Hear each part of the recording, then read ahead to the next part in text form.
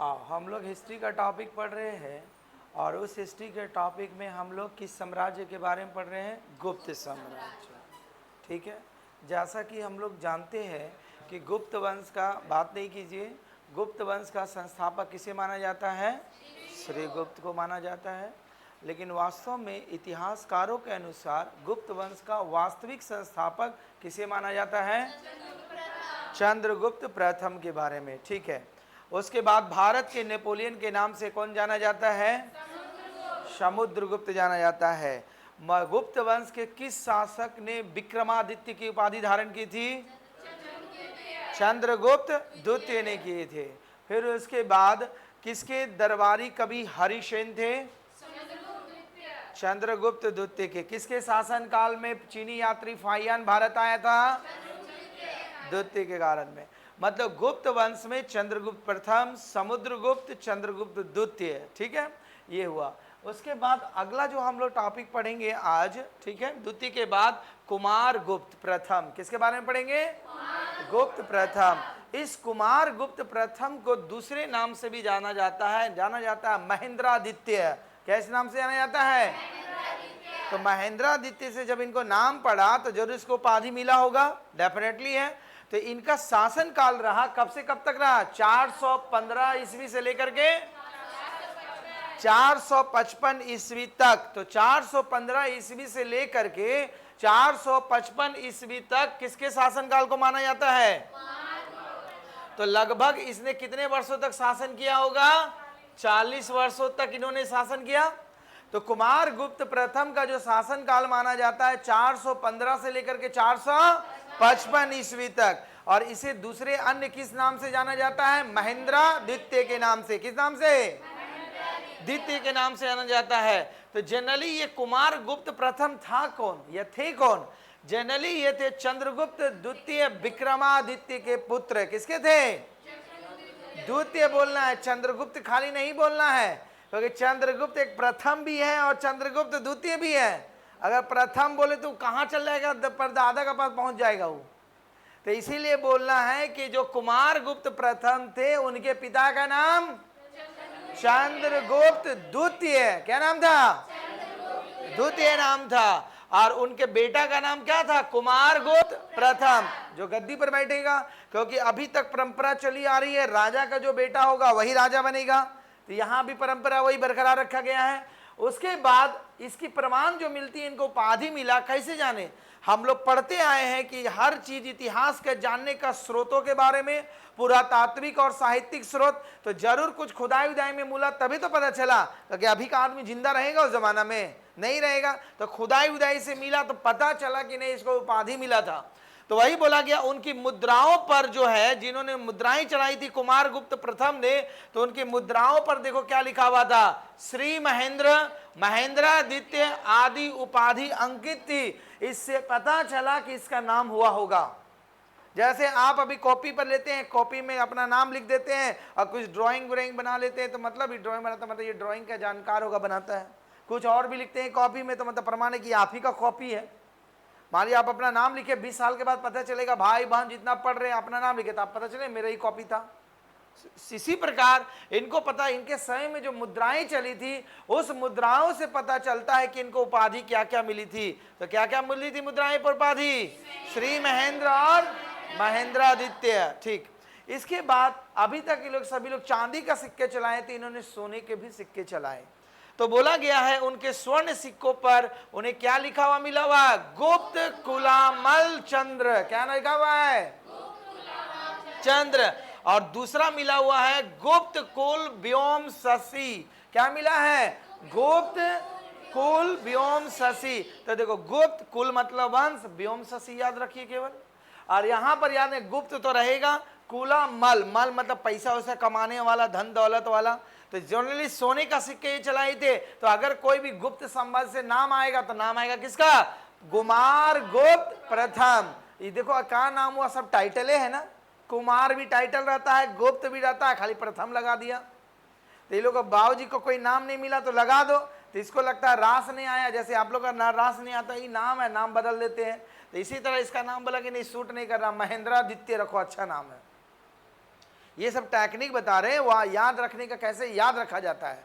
ठीक, उसके बाद बोला गया तो इनको उपाधि मिला था, तो इसको जो प्रमाण मिलता है कि कैसे प्रमाण मिलता है, सोने के सिक्के से। सोने के सिक्के जो चलाए थे उसमें अंकित मिला, क्या क्या नाम मिला, कुमार गुप्त कुलामल चंद्र, और उसके बाद गुप्त कुल व्योम शशि, ये वर्णन उनको देखने को मिलता है। और इनकी सबसे बड़ी विशेषता रही थी, देखो कोई भी राजा सोने का सिक्का चलाया मतलब उसके शासन काल में पूरी तरह व्यवस्था सुदृढ़ थी, राजा प्रजा भी पूरी तरह संतुष्ट था, धन संपत्ति का अभाव नहीं था। तभी ने यही एक ऐसा इसका वंशज बना जो विश्वविद्यालय में शिक्षा का ध्यान दिया और शिक्षा का केंद्र बनाया। और उस केंद्र ने तो पहले क्या शिक्षा केंद्र रहा करता था, तक्षशिला। एजुकेशन लेने जाना है, चलो तक्षशिला, जो आपको बताए भी थे कि जो वर्तमान में जो ऑक्सफोर्ड यूनिवर्सिटी है, उस जमाने का ऑक्सफोर्ड यूनिवर्सिटी तक्षशिला रहा करता था। तो बोला वो बहुत दूर पड़ता है, तो अब उज्जैन हम लोग राजधानी बनाए तो बनना चाहिए, और बिहार में भी शासन किया, तो इन्होंने डिसाइड किया नालंदा जगह को।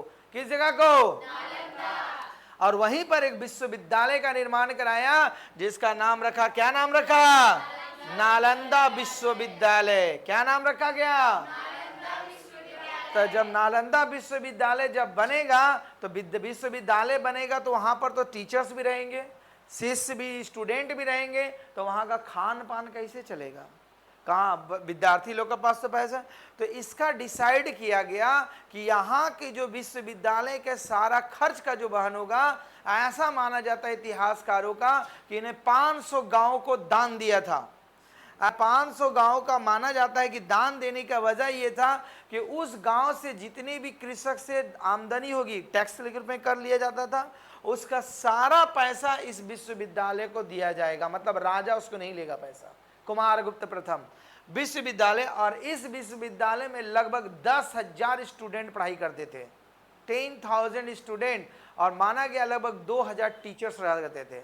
और ऐसे नहीं, सब एक्सपर्ट, धुरंधर। तो नालंदा विश्वविद्यालय उस समय शिक्षा का सबसे बड़ा केंद्र था। और दूसरी बात मानी गई है कि नालंदा विश्वविद्यालय विश्व का पहला ऐसा विश्वविद्यालय था जहां हॉस्टल की सुविधा प्रदान की गई थी।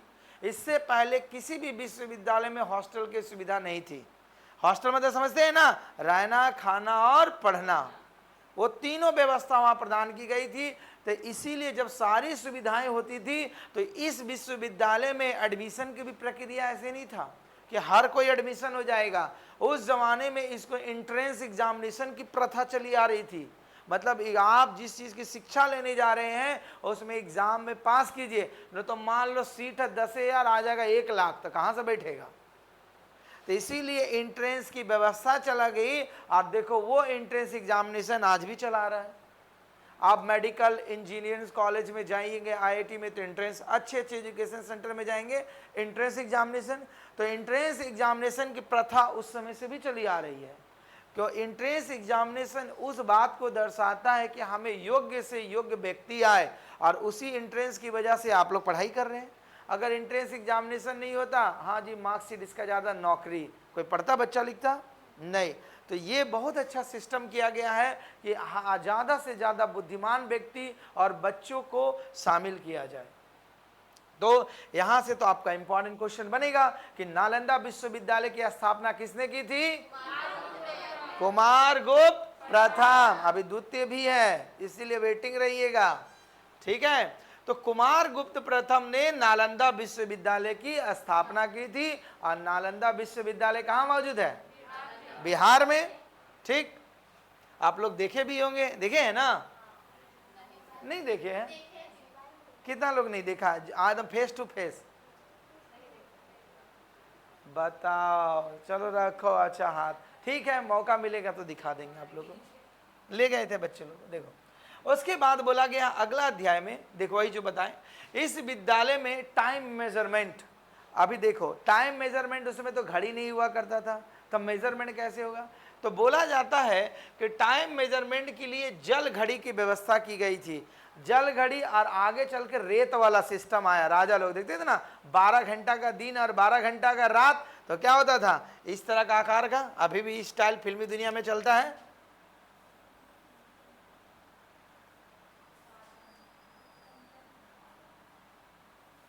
है ना, रहता है, ये पूरा रेत से भर दिया जाता है, रेत से पलट देगा तो 12 घंटा हो जाएगा। तो मतलब जैसे जैसे रेत उसका गिरता जाएगा, मतलब टाइम ड्यूरेशन वैसे वैसे उसका घटता चलेगा, रात ही हो जाएगा।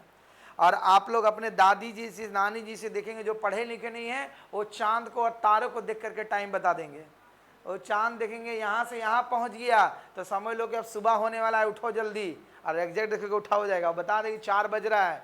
अगर तारा और चांद को देख करके गणना कर लेती है, हम लोग घड़ी देख के फॉलोअप हो जाएंगे, बता देंगे राइट है। वो लोग क्या आकलन हो चुका है, टाइम मेजरमेंट कर लिया है कि ये तारा यहाँ से यहाँ तक चला गया, वो चंद्रमा वहाँ से वहाँ चला, मतलब दिन हो रहा है कि रात हो रहा है। और नहीं तो गाँव कभी जाइएगा, पूछिएगा अपने दादा दादी से, पुराने वाले, मॉडर्न वाले नहीं, जो टीवी दिन रात देखते हैं उनसे नहीं मिलेगा ज्ञान, ठीक है, उनसे। तो ये जो वाटर मेजरमेंट किया जाता था उस समय में, क्योंकि उस समय भी तो गणना किया जाता था। और बोला गया है कि उस विद्यालय में छात्र और छात्राओं को अगर एडमिशन लेना है तो एंट्रेंस एग्जामिनेशन देना पड़ता था, जिसको हिंदी बोलते हैं प्रतियोगिता परीक्षा। क्या बोलते हैं? ठीक है। उसके बाद जो ही बोले, ये विश्व का पहला हॉस्टल था जहां पर स्टूडेंट लोगों को रहने की व्यवस्था की गई थी। ठीक है, हॉस्टल सुविधा प्रदान करने वाला विश्व का पहला विश्वविद्यालय का नाम था नालंदा विश्वविद्यालय। क्या नाम था? तो हम लोग का दुर्भाग्य की बात है, आपको क्लास में बार बार बोलते आए कि अगर किसी की सभ्यता और संस्कृति को नष्ट करना है तो उसकी सभ्यता और संस्कृति के नॉलेज को नष्ट कर दो, वो अपने आप खत्म हो जाएगी। जैसे अभी आप पढ़ रहे हैं तो अगर आप मान लीजिए आपके घर में कोई कुछ काम होगा, कोई भी कागज पत्तर आएगा तो बोलेंगे, अगर आप घर में पढ़े लिखे होंगे तो आप ही से पहले जजमेंट कराएंगे आपके पेरेंट्स, तब बोलेंगे। अगर नहीं पढ़े लिखे रहेंगे तो उसका हड़प लिया करता था। तो जानते थे ना पुराने जमाने में जमींदारी प्रथा में क्या हुआ करता था, जमींदार लोग किसानों की जमीन को हड़प लेता था। क्यों? वो जानता नहीं था, बोलता ठेपा मारो उसका, मैं पूरा जमीन लिखा लेता था, गया। आप लोग अगर होंगे तो इस बात को जानते होंगे, दादा परदादा से ये कहानी सुनते भी होंगे, क्योंकि जमींदारी प्रथा बहुत सारे टॉर्चर भी किया गया कृषकों को, ठीक है, और ब्रिटिश टाइम में भी किया गया। जब ब्रिटिश इंडिया बनाएंगे ईस्ट इंडिया मूवमेंट में तब बताएंगे। तो देखो जनरली क्या था, इसकी भी एक कहानी थी। जनरली नालंदा विश्वविद्यालय को नष्ट करने का वजह क्या बना, बोले जाता है ना कि मनुष्य का ज्ञान ही कभी कभी उसका विनाश का कारण बनता है। तो उसका विनाश का कारण बना नालंदा विश्वविद्यालय का उनका ज्ञान ही। कहाँ ऐसा माना जाता है, बता दे रहे हैं, पढ़ाएंगे फिर कुतुबुद्दीन ऐबक के बारे में तब बताएंगे। ये ऐबक नहीं होगा, यहाँ पर होगा कुतुबुद्दीन ऐबक, ठीक है। कुतुबुद्दीन ऐबक जब शासन कर रहा था दिल्ली पर तो उस समय वो बहुत बीमार पड़ गया था। उस जितने भी आयुर्वेद ज्ञाता थे, जितने भी ज्ञाता थे, वो ट्रीटमेंट उनका ठीक ही नहीं हो रहा था। तो राजा है तो उसको ठीक करने के लिए गया, और इसकी सबसे बड़ी एक समस्या थी कि बोला कि हम ठीक करेंगे, बिना दवा खाते नहीं है, दवा से भी उसको एलर्जी था। जैसे आप लोग को भी बहुत सारा प्रॉब्लम होता है कि बिना दवा खाने के एक बार खाएंगे, किसी को इंजेक्शन लेने का एलर्जी होता है, हम दवा खा लेंगे, किसी को दवा नहीं खाते, क्या बोलते हैं, होम्योपैथिक का दवा खाते हैं कि नहीं, ये दवा आएंगे तो एलर्जी हो जाता है। तो कहने का मतलब होता है कि जब कुतुबुद्दीन ऐबक दिल्ली का शासन कर रहा था तो उसी समय वो उसकी तबीयत इतनी बिगड़ गई थी कि वो ऊपर जाने वाले थे। तो बोला उसका ट्रीटमेंट कराया जाए। तो इलाज कहाँ हो, पूरा एकदम पूरा अपने साम्राज्य में बोल दिया, जितने भी आयुर्वेद ज्ञाता थे, ट्रीटमेंट कर रहा, ठीक नहीं हुआ। तो बोला गया, इसे बताया गया कि एक है नालंदा विश्वविद्यालय जहाँ पर बहुत ही इंटेलिजेंट लोग रहते हैं, शिक्षक लोग। तो बोला ऐसा है, तो बोला ठीक है, नालंदा विश्वविद्यालय में वहाँ पर आयुर्वेद का भी ज्ञाता लोग रहते थे, उसको बुलाया गया कि ठीक है, कुतुबुद्दीन ऐबक बहुत बीमार पड़े हुए हैं, इसका ट्रीटमेंट करना है, शर्त है कि बिना दवा खाए इसको ठीक करना है। अब बिना दवा खाए कौन आदमी ठीक होगा? कैसे ठीक होगा? फिर आप बहुत बीमार पड़े हुए हैं, आपको बिना दवा खाए ठीक होना है, कैसे होना है? अरे एकदम आखिरी सिचुएशन में चल रहे हैं, बेड पर लेटे हुए हैं। तब ये नालंदा विश्वविद्यालय से, क्योंकि यहाँ तो भले बताएं कि बौद्ध धर्म इंटेलिजेंट लोग रहा करते थे, बेदम खतरनाक, वो आए बैद, बोले ठीक है हम ठीक कर देंगे। बोले ठीक करेंगे? बोले हाँ, बिना दवा क्या ही ठीक करेंगे? बोले ठीक है कर देंगे। तो क्या किया, ये जो हुआ, प्रत्येक दिन आता था और उसका ट्रीटमेंट नस, पहले ये चीज़ें नस से होता है ना, ये ठीक है। तो ये पर डे वो नालंदा विश्वविद्यालय से वेद आया करते थे और उनका ट्रीटमेंट, रहने की व्यवस्था दिल्ली में ही किया गया, इनका ट्रीटमेंट चालू किया गया।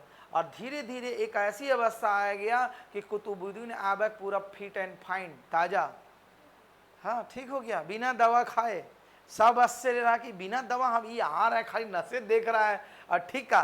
तो बोलेंगे जादू टोना, नहीं जादू टोना भी नहीं, दवा ही खिलाया गया, दवा ही खिलाया गया। लेकिन उसको पता नहीं चला वो दवा कैसे खा रहे थे। कहाँ क्या है, देखो मुस्लिम परंपरा में कुरान पढ़ने की परंपरा होती है, ठीक है, और उसका शर्त था कि वो दवा खाएगा नहीं। तो दवा जो होता था उनके कुरान की जो पेज होती है उस पर लगा दिए देते थे ये वेद, और जब भी कुरान जब पढ़ेंगे तो जीभ से लगेगा और वो पेज पलटी होगा। तो जितनी बार वो पेज पलटी होगा उतना उसका जीभ को टच करेगा, और जीभ को टच करेगा तो क्या होगा, दवा उसका कहाँ जाएगा, मुंह में जाएगा, और मुंह में जाएगा तो ऑटोमेटिक उनका ट्रीटमेंट होगा। और उसको पता, उसको थोड़ा ना बताया गया कि कुरान के पेज पर क्या लगाया गया है, उसको दवा लगाया गया है। क्योंकि जब भी पेज पलटी किया जाएगा तो कैसे पेज पलटी होगा, जीभ से लगा के पलटी करते थे वो। तो जब वो पढ़ाई करते थे कुरान का, तब जब ट्रीटमेंट हुआ तब पूछा कि कौन इलाज किया कि ये ठीक हो गया, इस सैया पर लटा हुआ था। तब बोला, तब पूछा गया कि तुम बताओ। क्योंकि देखो राजा क्या होता था, जब भी ठीक हो जाता तो उपहार देता था, तो उपहार दिया करता था। तो ये बोला कि मेरे को बिना दवा करे ठीक हुआ, हम दवा कभी खाइबे नहीं किए और ये ठीक हो गया। तो बोला कि ठीक है। तो उसे बोला कि बताओ नहीं तो मृत्यु दंड की सजा देंगे, कैसे मेरे को ठीक किया। अब वो अपना बेचारा जान बचाए, तो बोला ठीक तो हो ही गया, अब मरे काहे। तो बोला गया कि आपके जो कुरान के पेज थे ना, वो आपको नहीं बताया गया था, आपके सेनापति की जानकारी दी गई थी कि उसी पर दवा लगती थी, और वही जब आप पढ़ाई करते थे तो ठीक हो गया। वही दवा कहाँ जाता था, जीभ पर, और जीभ से पूरा बॉडी में जाता था, इसी वजह से ठीक हो गए। तब देखो बोले जाता है कि ना ज्यादा बुद्धिमान भी विनाश का कारण बनता है। तो कुतुबुद्दीन ऐबक होगा कि इतना इंटेलिजेंट लोग वहां रहता है, तो हमको कौन पूछेगा। मान लीजिए अगर आप इंटेलिजेंट हो जाइएगा तो आप किसे, आप जूनियर जो कम इंटेलिजेंट उनका वैल्यू दीजिएगा, नहीं दीजिएगा। तब इन्होंने बोला कि इतना इंटेलिजेंट दिल्ली में नहीं है, ही रहता है लोग नालंदा विश्वविद्यालय में। तो मतलब नालंदा विश्वविद्यालय में बहुत इंटेलिजेंट है, मतलब वहाँ मतलब बहुत बुद्धिमान जीव रहते हैं। तो बोला इसको नष्ट किया। तो वही ऑर्डर दिया अपने सेनापति को, किसको दिया, बख्तियार खिलजी को। और बख्तियार खिलजी जब आक्रमण किया तो वहां पर जितने भी पुस्तकालय थे सारे पुस्तकालय में आग लगा दी गई। क्योंकि इसलिए क्योंकि ये पूरे भारत पर शासन चाहता था, और भारत पर शासन कब होगा, जब वहां पर बुद्धिमान लोग नहीं रहेंगे। अगर बुद्धिमान लोग नहीं रहेंगे तो वह शासन का नहीं कर पाएगा। अगर मान लीजिए पूरा हजारीबाग में इंटेलिजेंट रहेगा तो डेफिनेटली कि आप अपने से ज्यादा इंटेलिजेंट आदमी को गद्दी पर बैठाइएगा। आज अमेरिका को सुपर पावर क्यों बोला जाता है, क्योंकि वहां पर आदमी लोग इंटेलिजेंट है, अपने से ज्यादा इंटेलिजेंट लोग को वहां बैठाते हैं, तभी तो वहां सुपर पावर बना हुआ है वो।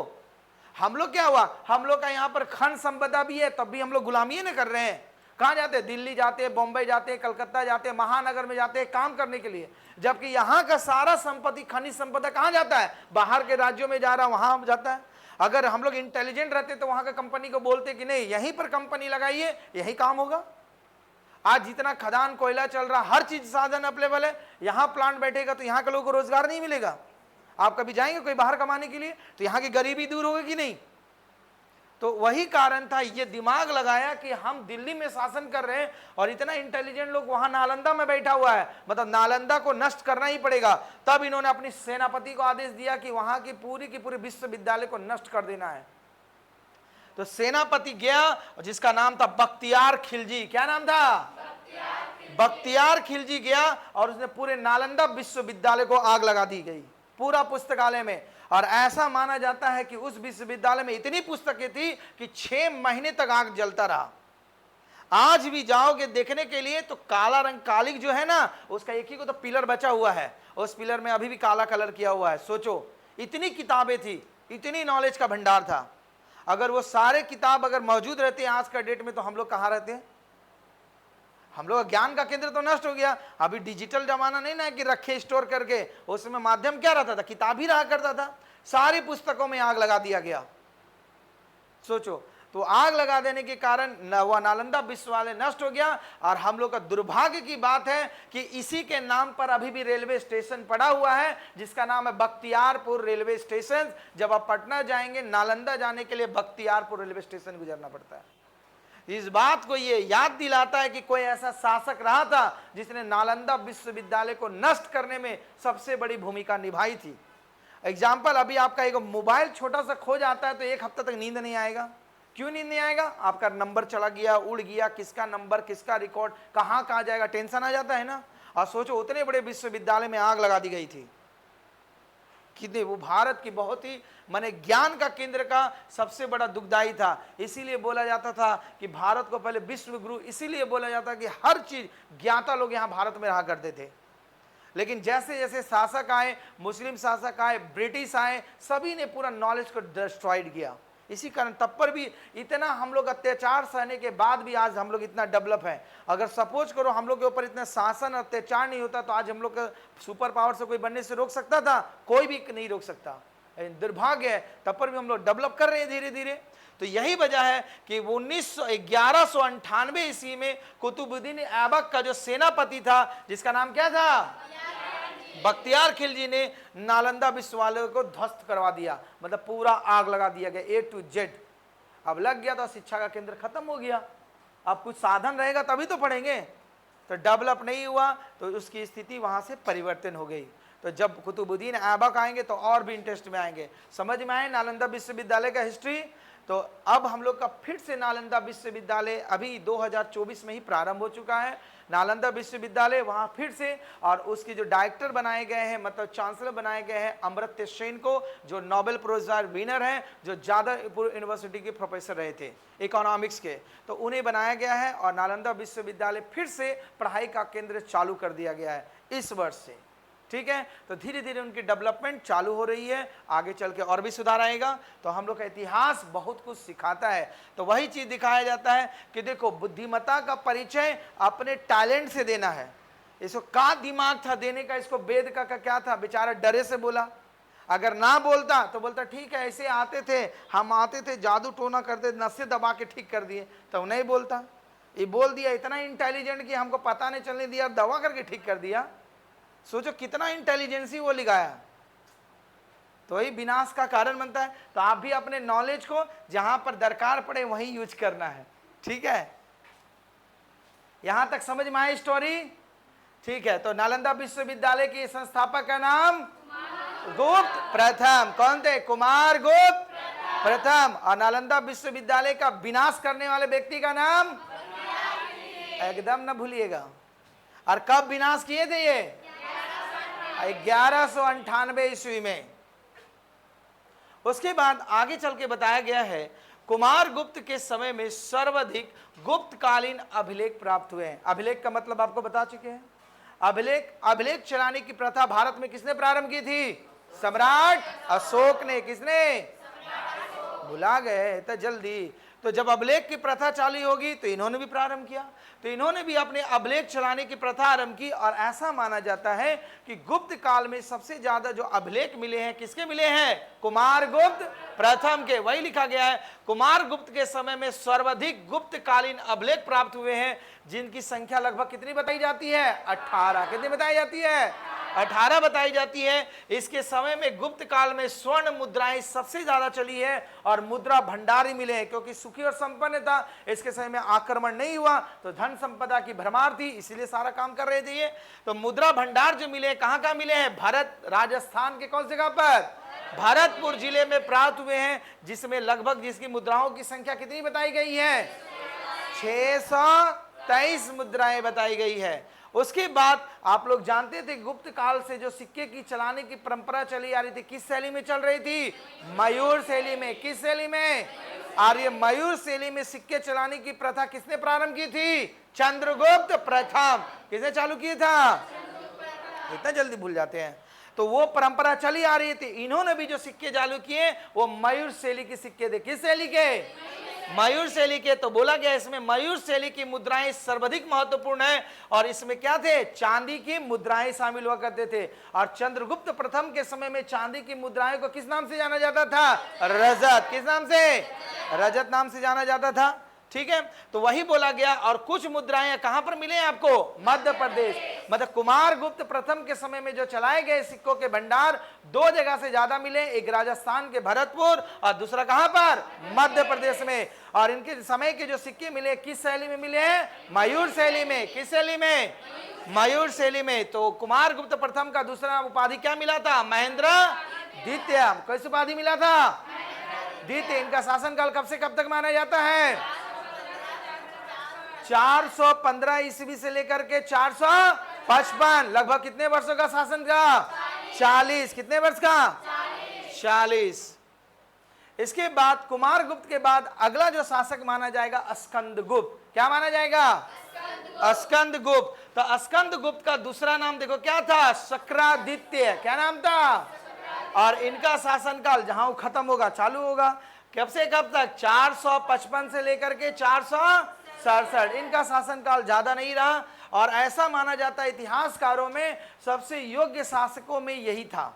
इसके बाद जितने भी गुप्त वंश में शासक हुए योग्य नहीं हुए उस दृष्टि से, इसीलिए जो योग्य शासकों की कड़ी में सबसे अंतिम शासक का नाम आता है स्कंदगुप्त का। ठीक है, तो आपका नीचे में चार्ट में लिखाए थे इस वंश का अंतिम शासक देखोगे स्कंदगुप्त लिखा होगा। तो योग्य शासकों में अगर बोला जाए इस वंश का अंतिम शासक बोला जाएगा, गुप्त वंश का अंतिम शासक, तो बोलिएगा विष्णुगुप्त। क्या नाम रहेगा? अगर बोला जाएगा गुप्त वंश का अंतिम शासक, गुप्त वंश का अंतिम शासक, तो उनका नाम होगा विष्णुगुप्त। ठीक, और योग्य शासकों में अगर गिनती आएगा तो अस्कंदगुप्त। अस्कंदगुप्त के बाद कोई ऐसा शासक नहीं बने जो ज्यादा समय किए। ठीक है, तो इसका ज्यादा कड़ी नहीं है, समझ लीजिए। देखो लिखा भी हुआ है, अस्कंदगुप्त जो होता है वंश का अंतिम प्रतापी शासक था, और बोला गया है कहोम अभिलेख से विदित है कि इसने किस उपाधि धारण की थी? शक्रादित्य की उपाधि धारण की थी। इसके बाद अस्कंदगुप्त ने कुछ छोटे छोटे बहुत सारे काम करवाए। उस छोटे काम में जैसे आता है किस का? सुदर्शन झील का निर्माण कराए अपने शहर में, और आगे चल के इन्होंने जूनागढ़ अभिलेख बताए थे ना आपको, जूनागढ़ अभिलेख मिला है जिसकी जानकारी मिलती है कि समुद्रगुप्त ने हुणों पर क्या किए थे?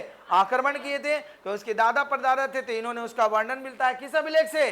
जूनागढ़ अभिलेख। बताए थे ना पीछे में कि जूनागढ़ अभिलेख से किसकी जानकारी मिलती है? हुणों पर किस प्रकार विजय प्राप्त किए थे? कौन? समुद्रगुप्त ने। ठीक है, इसके बाद अभी चलेगा आपका स्कंदगुप्त, और भी है, देख लो थोड़ा सा। फिर उसके बाद बोला गया स्कंदगुप्त के बारे में, बोला गया हुणों को गुप्त साम्राज्य पर आक्रमण जो होता है स्कंदगुप्त के शासन काल में महत्वपूर्ण घटना थी। मतलब अब देखो आपको कहानी बता दी है कि जैसे जैसे शासक अगर कमजोर होने लगेगा तो विदेशी आक्रमणकारी बढ़ने लगेंगे। तो उस समय आक्रमण का दौर चढ़ा हुआ था, इसके जितने भी पूर्वज थे उन्होंने आक्रमणकारी को दबा के रखा था, लेकिन धीरे धीरे जब इनकी योग्यता शासक की कमजोर होने लग गई तो अब विदेशी आक्रमणकारी बढ़ने लगे। तो उसी समय एक विदेशी आक्रमण हुआ था, हुण का आक्रमण। हुण संप्रदाय बहुत ही क्रूर और निर्दयी माना जाता है। जैसे बाहुबली में जो लड़ता है वो कौन? नहीं क्या नाम रहता है वो खतरनाक राक्षस का? हाँ तो क्या बता दे, क्या नाम था? काल के। हाँ वही खतरनाक राक्षस। तो उसी तरह का खतरनाक राक्षस लोग रहता था, हुड़ जाति के लोग। तो बोला गया उसमें जो होता है श्वेत हुड़ों को पूर्वी हुड़ कहा जाता था, क्योंकि पूर्वी हुड़ कहते थे जो कौन सा सब आएगा हिंदू कुश पर्वत से, आपको बताई दी गई, उधरे से पार करते हुए भारत में प्रवेश करते हुए गंधार होते हुए प्रवेश किया, और गुप्त साम्राज्य के कुछ भाग पर क्या करने लगे? अटैक करने लगे। अब धीरे धीरे क्या करेगा? जब अटैक करेगा तो योग शासक, मान लो आप पर कोई हमला कर रहा, आपकी कोई जमीन है, अगर सपोज करो आपका जमीन का कोई 1 कट्ठा जमीन ले लिया, बोले जाने दो बहुत जमीन ले लिया तो क्या हुआ 1 कट्ठा, अब वही 1 कट्ठा धीरे धीरे 20 कट्ठा में बदलने लगेगा। अगर वो 1 कट्ठा लूट रहा, अगर वहीं पर रोक दोगे तो फिर आपका जमीन पर हमला नहीं करेगा। नहीं तो गाँव में इसी नहीं झगड़ा होता है, खेती बाड़ी का दिन में क्यों उसका जमीन वो ले लिया, अतः गोरता चलो ले लिया क्या हो गया, लेकिन ज्यादा ले लिया तब तो नहीं झगड़ा करेगा, तब पूरा घर वो हड़प लेगा, लेता है ना। तो वही कारण था, कोई योग्य शासक नहीं हुआ, धीरे धीरे उसका गुप्त वंश का साम्राज्य को हड़पने लग गया हुड़ो लोग। तो बोला गया इसके बाद गुप्त वंश में बहुत छोटे छोटे शासक हुए जो योग्य शासक नहीं होने के कारण क्या हुआ, फिर क्या हुआ, जितने भी इसके साम्राज्य थे छोटे छोटे सामंत में बंटने लग गए, छोटे छोटे अलग अलग राज्य में टूटने लग गए। जैसे अभी आज हुआ ना, बिहार से झारखंड अलग हुआ, हो सकता है झारखंड नहीं संभलेगा तो कुछ और टूटेगा। तो बोला गया इस वंश का अंतिम शासक जो माना जाता है, किसको माना जाता है? विष्णुगुप्त। लेकिन अगर इस वंश का अंतिम योग्य शासक का नाम लेंगे तो क्या बनेगा? स्कंदगुप्त। याद रहेगा, रखिएगा। और इसको कौन सा उपाधि मिला था? शक्रादित्य का। इनका शासन काल कब से कब तक चलता है? 455 से लेकर के 467 ईस्वी तक, ईस्वी चल रहा हम लोग का। और गुप्त वंश का अंतिम शासक कौन सा? विष्णुगुप्त। देखो बोला गया इस वंश के विनाश के कारण हुणों का आक्रमण था और आगे चल के यही गुप्त वंश छोटे छोटे सामंत में टूटा और उसी सामंत में एक सामंत का जन्म होगा जिसका नाम होगा पुष्यभूति। क्या जन्म होगा? अब यही पुष्यभूति आगे चल के बनाएगा पुष्यभूति वंश और इसी वंश में हम लोग पढ़ेंगे हर्षवर्धन। समझ में आ रही बात? यही सामंत फिर शासन करेगा और एक नए साम्राज्य का निर्माण करेगा और उस साम्राज्य का नाम होगा पुष्यभूति साम्राज्य और उसी पुष्यभूति साम्राज्य में हम लोग राज्यवर्धन और हर्षवर्धन के बारे में पढ़ाई करेंगे। तो छोटी सी आउटलाइन ले लीजिए कि जिसमें इस वंश का जो अंतिम शासक बना था गुप्त वंश का, नहीं तो बाद में आपको पता नहीं चलेगा कि क्या पढ़ा दिए। देखो जैसा कि बोलेंगे स्कंद गुप्त के बाद कुछ छोटे छोटे शासक बने, वो छोटे छोटे शासकों में जिसका नाम आता है, रिमाइंड कर लीजिए, स्कंद गुप्त अंतिम योग्य शासक था। उसके बाद कौन शासक किया? पुरुगुप्त। कौन किया? पुरुगुप्त के बाद किया कुमारगुप्त द्वितीय। कौन किया? कुमारगुप्त द्वितीय। कुमारगुप्त द्वितीय के बाद अगला शासन कौन करेगा? बुद्धगुप्त। बुद्धगुप्त के बाद अगला शासक कौन करेगा? नरसिंहगुप्त। और नरसिंहगुप्त के बाद अगला शासक करेगा कौन? भानुगुप्त। और भानुगुप्त के बाद अगला शासक करेगा वैन्यगुप्त। कौन करेगा? वैन्यगुप्त। और वैन्यगुप्त के बाद अगला शासक कौन करेगा? कुमारगुप्त तृतीय। ठीक। और अंतिम शासक कौन बनेगा?